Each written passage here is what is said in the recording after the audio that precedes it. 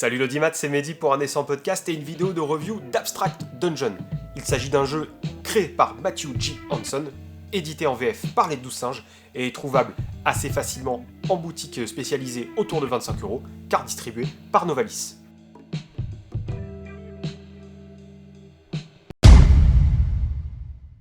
Commençons cette vidéo par la partie univers. Alors je te préviens tout de suite, ça va être beaucoup plus rapide que la partie règles. Parce qu'ici, il n'y en a pas vraiment. Enfin, il y en a un peu quand même, mais c'est surtout un système de jeu générique, que tu vas pouvoir adapter à ta sauce sur des univers type D&D, Warhammer, science-fiction, à condition de travailler, que sais-je. Le principe, c'est que tu vas avoir plusieurs univers à disposition au sein de la gamme d'Abstract Dungeon en VF. Tu as notamment les deux suppléments que sont Draconheim et Abstract Adventures, qui vont t'apporter, pour le premier ouvrage, un contexte et un cadre de jeu, et le second t'apportera une suite de 4 scénarios au sein de cet univers-là. Donc voilà, c'est plutôt comme ça qu'on utilise le jeu.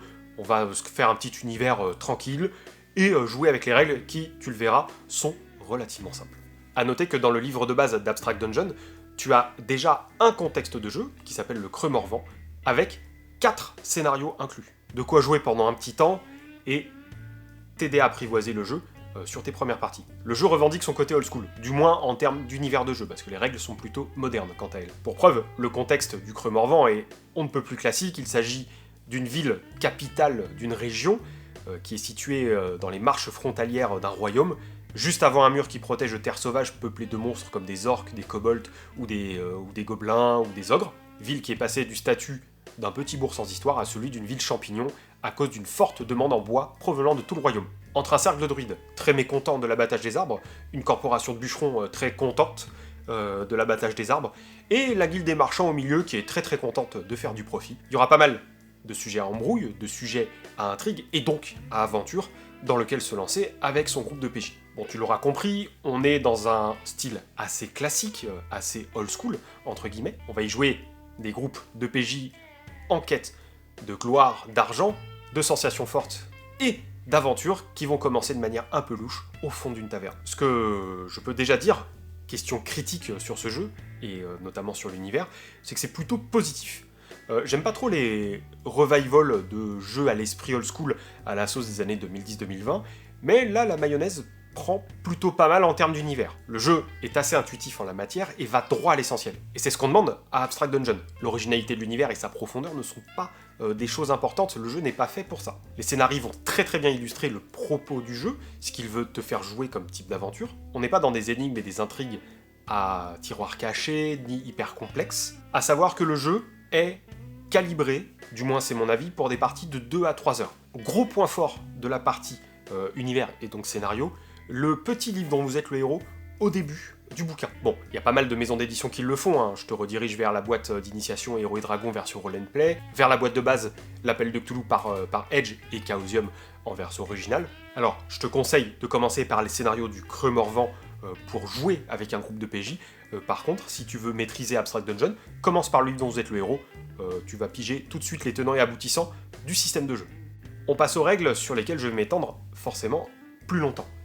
Pour jouer à Abstract Dungeon, tu vas avoir besoin de plusieurs petites choses. Pour une partie de base, il te faudra environ 15 dés par PJ, et du côté MJ, il va te falloir 10 à 12 dés par PJ. Donc si tu as 4 personnes qui jouent avec toi, il va te falloir une quarantaine de dés. Il faudra ensuite une fiche de PJ, forcément, qui est on ne peut plus sommaire. Tu as d'abord les informations en haut de la feuille. Le nom de ton personnage, son niveau et l'expérience qu'il a glanée depuis le début de son existence. Ensuite, il y a le cœur de la fiche de personnage, les 4 caractéristiques. La force, la dextérité, la sagesse et l'intelligence. Et en dessous de chaque case, tu vas voir qu'il y a des petits verbes qui vont t'aider à contextualiser l'application de telle ou telle caractéristique, ce qui va s'avérer assez utile et est plutôt malin. Ensuite, tu as des traits. Ce sont en quelque sorte des caractéristiques annexes, comme foudre de guerre ou fort comme un bœuf. Tu as les petites choses annexes comme les trésors et l'équipement. Sachant que si tu veux faire de la magie, eh ben ça fonctionne comme un trait classique. Donc à la place de fort comme un bœuf, tu peux dire fais appel à la puissance de la forêt, ce qui va t'aider à augmenter ta capacité musculaire et donc à booster ta force.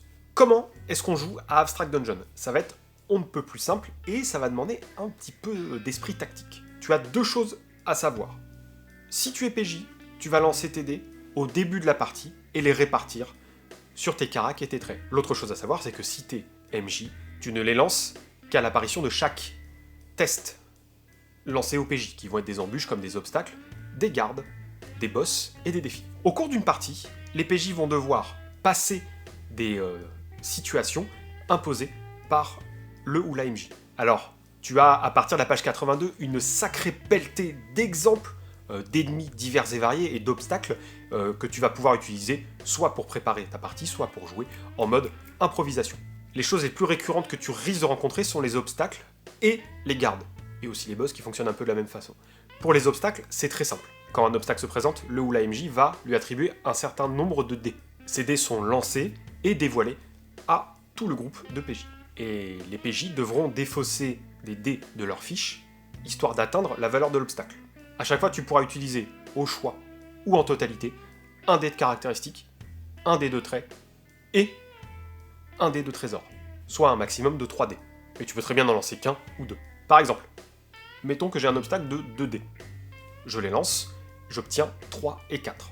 Ce qui implique que les PJ vont devoir défausser une valeur maximale de 7 avec leur dé. Il n'y a pas vraiment d'ordre, si quelqu'un le sent, il peut indiquer à ses camarades qu'il défausse un dé. Pour un combat contre un garde ou un boss, ça fonctionne de la même façon qu'un obstacle, sauf que l'adversaire va pouvoir t'infliger des dégâts. A noter qu'il n'y a pas de tour de jeu, hein, les PJ jouent dans l'ordre qu'ils le sentent. La seule chose qui est fixe, c'est que le groupe joue avant les PNJ. Par exemple, mon personnage fait face à un garde qui est indiqué avec 3 dés et en dégâts, -1 en force ou en dextérité. Les dés lancés pour le garde font respectivement 6 et 2, soit un total de 8 que je devrais franchir pour le vaincre. Je commence en défaussant un 6, ce qui enlève un de ces dés. Comme je ne veux ou ne peux plus jouer de dés à la fin de mon tour, l'adversaire m'inflige un dégât puisqu'il lui reste un dé. Je choisis de prendre ce dégât sur ma dextérité, ce qui diminue un de mes dés de 1. Si jamais on subit des dégâts sur une caractéristique vide, eh ben on se retrouve hors de combat. Et pour finir avec ce survol du système de jeu, tu as la possibilité de récupérer des dés grâce à ce qu'on appelle des récupérations. Et là, il y en a de 2 types. Si c'est le ou la MJ qui lance cette récupération, les PJ réinitialisent tout. Donc on relance les dés qu'on n'a pas utilisés et les dés qu'on a défaussés. Comme si on commençait une partie en fait. Si la récupération est lancée par les PJ, ces derniers ne vont lancer que les dés qui ont été défaussés. En revanche, cette récupération lancée par les PJ doit avoir un coût narratif. Il se peut que par exemple un rituel maléfique qu'on essayait d'empêcher arrive à sa fin avant notre arrivée. Il se peut que des orques arrivent à piller le village qu'on cherchait à défendre avant notre arrivée aussi. A noter que chaque récupération fait perdre un point d'XP à chaque aventure. Alors en résumé, mon point de vue sur le système de règles est plutôt positif, autant que sur les scénarios. En premier lieu, une fois lu, le système est super simple à mettre en place. Tu as 4 caracs, tu as 14 dés. Du côté MJ, on récupère X dés correspondant au scénario et c'est parti, on y va. À chaque fois que des dés d'obstacles ou de combat sont lancés, il faut simplement atteindre le total en défaussant ces dés, et basta. Et je pense que c'est très aisé à piger quand tu débutes le jeu de rôle, quand c'est ta première partie en tant que PJ. Et surtout, à cause du lancer de dés, en fait, qui est globalement absent d'une partie d'Abstract Dungeon. Tu vois clairement sur les dés lancés du côté MJ qu'il faut atteindre telle valeur pour s'affranchir de tel obstacle ou ennemi. En revanche, je conseille de ne pas commencer le JDR en tant qu'MJ sur Abstract Dungeon, car le texte et l'organisation du texte, notamment, ne sont pas tout à fait didactiques, mais j'y reviendrai un petit peu plus tard. Ensuite, il y a le fait que le jeu crée une bonne entente et une bonne soudure au sein du groupe. L'aspect très visuel de l'utilisation des dés, qu'on ne lance pas et qui reste figé sur nos fiches, va forcer les gens à regarder du côté de leurs camarades et à savoir comment optimiser tout ça. Ça, c'est le meilleur point pour moi dans le système de jeu, c'est cette gestion de tes forces en fait. Tu sais que tu as un nombre fini de dés, il va falloir en dépenser pour supprimer des obstacles et des ennemis, mais il faut garder des réserves quand même, parce que claquer tes gros dés au début, bah c'est cool, mais si t'en as plus en cas de problème, bah ça peut vite partir en sucette, et sous ces atours tranquilles, le système peut assez facilement te déborder. Ah, autre truc que j'ai trouvé très très cool, c'est les verbes qui sont dans les cases de chaque caractéristique. Alors c'est tout bête, hein, c'est tout simple, mais ça permet vraiment de contextualiser les choses, de savoir comment une carac comme la force peut s'appliquer grâce à ces verbes-là. Donc quand tu débutes, ça permet d'avoir encore une fois un outil visuel pour t'aider dans la partie et à cette découverte du JDR. Et ça va aussi beaucoup t'aider pour décrire tes actions et décrire les utilisations de tes dés. Alors j'ai pas décelé particulièrement de points négatifs. Bon déjà, il y a le fait que ce type de jeu, aux thématiques old school, n'est pas ma tasse de thé. Mais ça, c'est une question de goût et de couleur, donc ça n'est pas très dérangeant, d'autant que je trouve le truc quand même plutôt cool. En revanche, il y a un gros point noir dans un exemple situé à la page 45.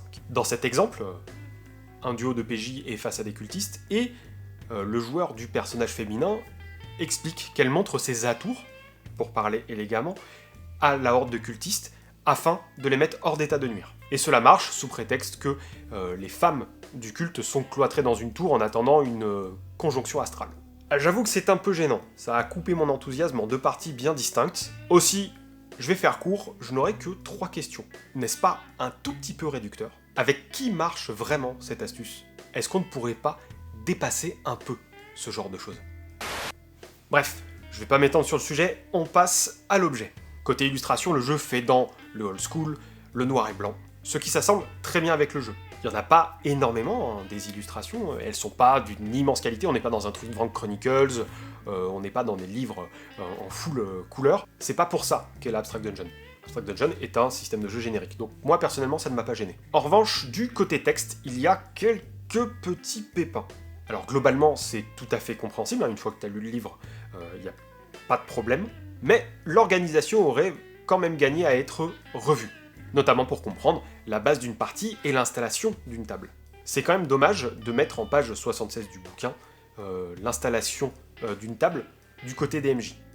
J'ai mis 3 plombes à la trouver et à la retrouver par la suite pour en parler dans cette vidéo. Et c'est un problème pour plusieurs raisons. Le jeu est vachement accessible et potentiellement très facile à utiliser pour des personnes qui débutent le jeu de rôle. Et ça aurait été très facile à prendre en main quand t'es MJ s'il n'y avait pas eu ce petit pépin. T'as un côté très visuel dans le jeu, des dés qu'on ne lance pas, qu'on utilise comme des ressources d'un jeu de plateau. Comme t'as ce côté matériel type jeu de société, eh bien ça aurait été super d'avoir une petite partie du bouquin organisée comme une mise en place d'une notice d'un jeu de plateau. Tu commences par détailler la création de personnages, exactement comme dans le livre, sauf qu'en plus tu rajoutes les règles d'expérience, qui sont aux pages 54 et 55 du bouquin. Ensuite, tu enchaînes avec les règles du jeu, en commençant par une mise en place de première partie, qui indique clairement ce que chaque PJ doit lancer comme dés, en expliquant clairement comment il faut les répartir, et faire la même chose côté MJ. Et donc inclure le passage en page 76 du livre à cet endroit-là. Il faut aussi indiquer qu'il y a des règles avancées pour le rôle de MJ, mais qu'elles sont situées dans un chapitre appelé Règles avancées, situé à tel endroit du bouquin. À mon avis, s'il y avait eu ça, ça aurait été parfait, y compris pour débuter en tant que MJ.